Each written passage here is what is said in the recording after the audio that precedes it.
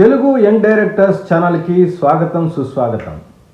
Cinema review and my వ్యూలో భాగంగా ఈ రోజున ఛాంపియన్ సినిమా గురించినటువంటి రివ్యూని మీకు అందించడానికి ప్రయత్నిస్తాను. ఈ సినిమా ట్రైలర్ రిలీజ్ అయినప్పుడు ఆ ట్రైలర్ని కూడా అనాలిసిస్ చేస్తూ నేను చెప్పాను, ఇది తెలంగాణ సాయుధ పోరాటం ఏదైతే ఉందో రజాకార్ల మీద వ్యతిరేకంగా చేసినటువంటి బైరాన్పల్లి పోరాటం ఏది ఉందో అట్లాంటి పోరాటం బ్యాక్డ్రాప్లో వస్తున్న సినిమా.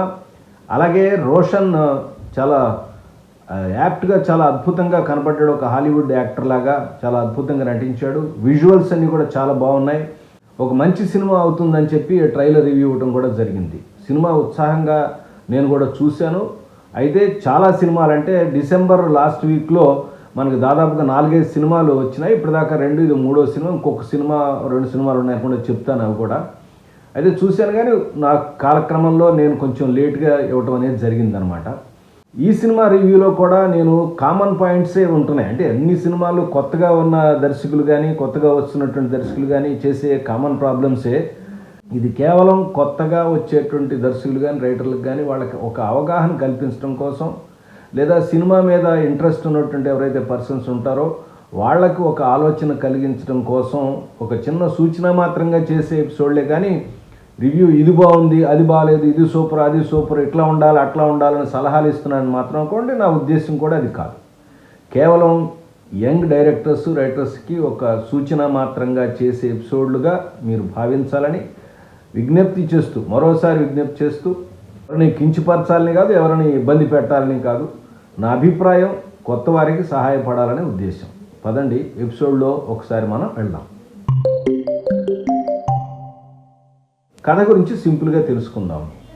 మైఖేల్ విలియమ్స్ అనేటువంటి ఒక ఫుట్బాల్ ఆటగాడు ఉంటాడు. అతను తల్లిదండ్రులు చిన్నతనంలోనే చనిపోవటం వల్ల అతను ఒక బేకరీలో పనిచేస్తూ ఉంటాడు. అతను హైదరాబాద్ స్టేట్ తరఫున ఆడుతున్నప్పుడు ఒక బ్రిటిష్ అధికారి ఇతని యొక్క ఆట చూసి ఫారిన్కి తీసుకెళ్దాం అనుకుంటాడు, ఇంగ్లాండ్ తీసుకెళ్దాం అనుకుంటాడు. అది నా ప్రాసెస్ చేస్తున్నప్పుడు ఇతని తండ్రి గురించి తెలుస్తుంది. తండ్రి బ్రిటిష్ గవర్నమెంట్కి వ్యతిరేకంగా పనిచేశాడు కాబట్టి నేను నీతో పాటు తీసుకెళ్ళగలేను, నువ్వు కనుక లండన్ వస్తే అక్కడైనా ఆ క్లబ్తో పోటీగా ఆడిస్తాను, క్లబ్లో చేర్పించి ఆడిస్తానని చెప్పి ఆ బ్రిటిష్ అధికారి ఇతను రిజెక్ట్ చేస్తాడు. ఇతను ఎలా వెళ్ళాలి అని చెప్పి ఆలోచన చేస్తూ ఉంటే అక్కడ ఇతను బేకరీ హెడ్ మ్యాన్ ఎవరైతే ఉన్నారో, అతన్ని పెంచినవాడు చూస్తున్నవాడు ఎవరైతే ఉన్నారో సలహా చెప్తాడు, నేను డబ్బుల కోసం పార్ట్ టైంగా గన్స్ పెద్ద వాళ్ళకి రహస్యంగా అమ్ముతూ ఉంటాను. అగో గన్స్ అమ్మేవాడు ఒకడు ఉన్నాడు, ఫారిన్ నుంచి తీసుకొస్తాడు, ఇంగ్లాండ్ నుంచి రహస్యంగా. నువ్వు కనుక ఈ గన్స్ని కనుక ఈ కాంట్రాక్ట్లో వెళ్తే నెక్స్ట్ 15 రోజుల్లో ఫ్లైట్ వెళ్తుంది, దానిలో నేను వెళ్ళొచ్చు అని చెప్పి అంటాడు.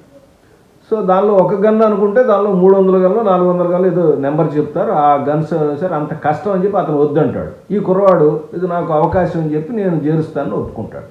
సరే ఆ ప్రాసెస్ వెళ్తూ ఉండగా అతను ఒక పర్టికులర్ పోలీసుకి పట్టుబడతాడు. అతన్ని ఏదో ఇబ్బంది పెట్టేసి అతను కొట్టి ఇతని నుంచి పారిపోతాడు. ఆ పారిపోయే ప్రాసెస్లో ఇతను ఏమవుతుందంటే ఎక్కడికి వెళ్తున్నాడో తెలియక ఈ బైరాన్పల్లి అనేటువంటి గ్రామంలోకి వస్తాడు. ఈ బైరాన్పల్లి అనే గ్రామం ఏంటంటే 1947లో మన దేశానికి స్వతంత్రం వచ్చినప్పటికీ కూడా ఈ పర్టికులర్గా హైదరాబాద్ స్టేట్ అనేది తెలంగాణ స్టేట్ ఎవరైతే ఉందో, హైదరాబాద్ స్టేట్ ఉందో, తెలంగాణ అంటాను హైదరాబాద్ స్టేట్ అప్పట్లో, ఇది పాకిస్తాన్లో కలుస్తాను నేను, ఇక్కడ కలవనని చెప్పి ఆయన ఒక రాజ్యం పెట్టుకున్నారు నిజాం గారు ఇక్కడ.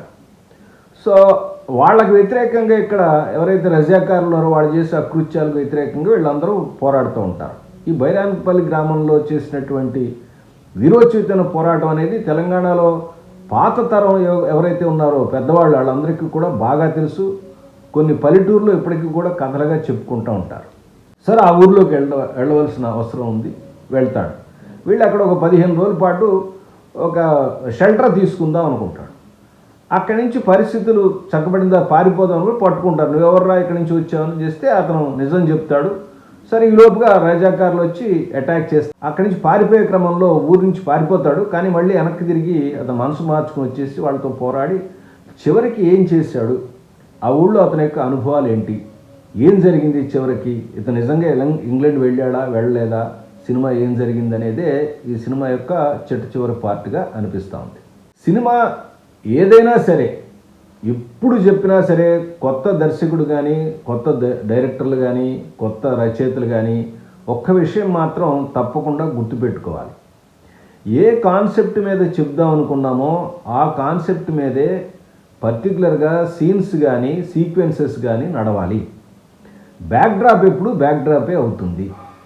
ఒకవేళ మనం చెప్పాలనుకున్నటువంటి బ్యాక్డ్రాప్ కనుక బాగా ఇంట్రెస్ట్ ఉన్నట్టయితే, ఆ బ్యాక్డ్రాప్లో కథ కనుక చెప్పాలనుకున్నట్టయితే దాన్ని మెయిన్గా తీసుకుని తర్వాత ఉన్న పాత్ర లవ్ స్టోరీ కింద దాన్ని సెకండరీగా తీసుకోవాలి.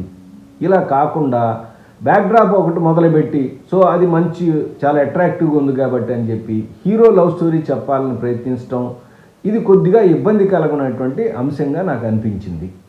సినిమా ఏదైనప్పటికీ కూడా ఓవరాల్గా విజువల్గా చాలా బాగుంది. ఎందుకంటే ఎంచుకున్నటువంటి కెమెరామెన్ మది అనే ఆయన కెమెరామెన్ చేశాడు, మికీ జయర్ మ్యూజిక్ చేశాడు. అందరూ ఎవరైతే ఉన్నారో సాంకేతిక విభాగం ఎడిటింగ్లో కోటగిరి వెంకటేశ్వరరావు గారు ఉన్నారు. అద్భుతంగా ఉంది, విజువల్స్గా అద్భుతంగా ఉంది. సినిమా బ్యాక్డ్రాప్ కానీ ఆర్ట్ వర్క్ కానీ చూపించిన విధానం కానీ అంతా బాగుంది. కానీ సినిమా ఆర్డరే ప్రాబ్లంగా ఉంది. ఇదొక్కటే సినిమా స్క్రీన్ ప్లే పార్ట్ మాత్రమే ఇబ్బందిగా ఉంది. ఏ కథకైనా సరే కామన్ కాంటెక్స్ట్ ఉన్నా ప్రాబ్లం లేదు. రెండోది, ఇంతకుముందు హిట్ అయిన సినిమాల్లో ఏవైనా పాత్రలు కానీ లేదా సన్నివేశాలు కానీ మరొకటి తీసుకున్నా కూడా ఇబ్బంది లేదు. ఎందుకంటే ఇన్ని వేల సినిమాలు మనం ఇప్పుడు చూస్తున్నప్పుడు ఏదో ఒక సన్నివేశం ఎక్కడొక్కడ కాంటెక్స్టో లేకపోతే కంటెంటో కొద్దిగా కలవకుండా ఉండడం అసంభవం. కానీ నేనేమంటానంటే మీరు కాంటెక్స్ట్ సేమ్ తీసుకోండి, కంటెంట్ తీసుకున్నా దాన్ని వేరే రకంగా చెప్తానికి పెట్టుకోవాలి.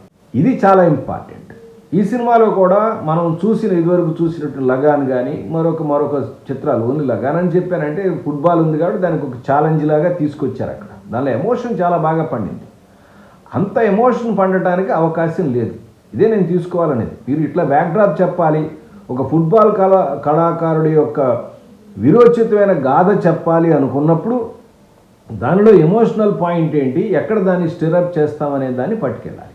మీరు కథ ప్రారంభించినప్పుడేమో బైరాన్పల్లిలో జరిగిన అకృత్యాలని మొట్టమొదట చూసి తీసుకొచ్చారు. ప్రేక్షకులు ఏమనుకుంటారు, బైరాన్పల్లి గురించి అక్కడ ఒక వీరుడు ఉంటాడు, ఆ వీరుడు దీనికి కనెక్ట్ అవుతుంది అన్నట్టు ఏదో ఒక ఊహలోకి వెళ్తారు. అది కట్ చేసి మళ్ళీ ఇతని కథ స్టార్ట్ చేస్తాం. మళ్ళీ అతను ఒక స్టేజ్కి వెళ్ళంగానే మళ్ళీ అక్కడ లవ్ స్టోరీ స్టార్ట్ చేస్తాం.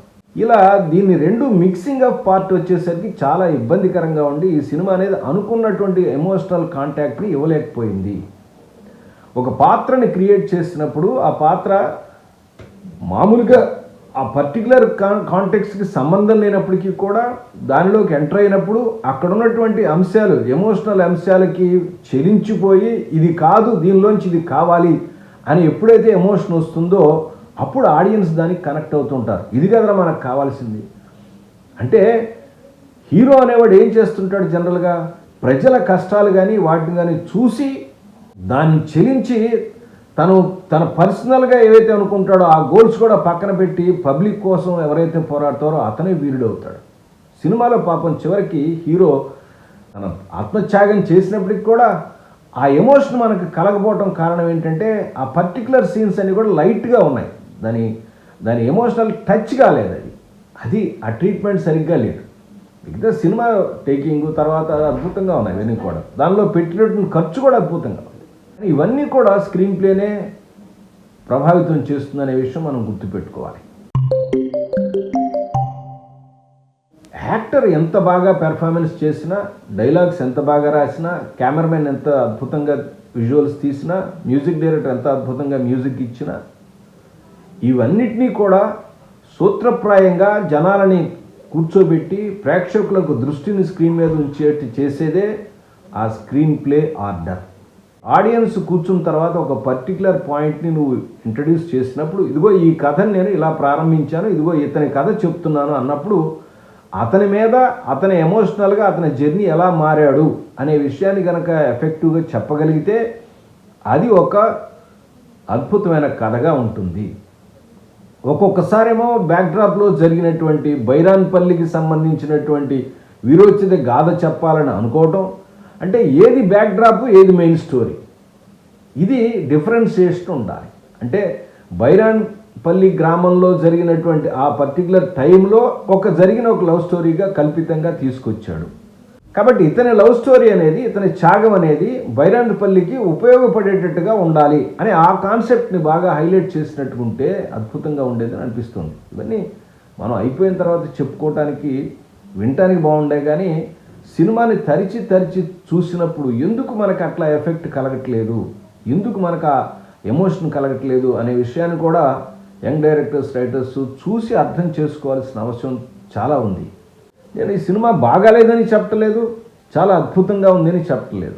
సినిమా అనుకున్నంత ఎఫెక్ట్ని కల్పించలేకపోయింది, జనాలను పులప్ చేయలేకపోయింది, ఎమోషనల్గా తీసుకురాలేకపోయింది. కొంతమంది విమర్శకులు చెప్పారు, ఇది ఆల్రెడీ తెలిసిన కథేనండి, ప్రిడిక్టబుల్గా ఉండటం వల్ల బైరాన్పల్లిలో జరిగిన హింస అందరికీ తెలిసి ఉండే పెద్దగా ఇంట్రెస్ట్ చూపించలేదు. అది నేను కారణంగా చెప్పట్లేదు. ఎందుకంటే చాలా స్టోరీల్లో చివరికి ఏం జరుగుతుందో ఆడియన్స్కి అందరికీ తెలుసు, కానీ ఎందుకు చూస్తారు?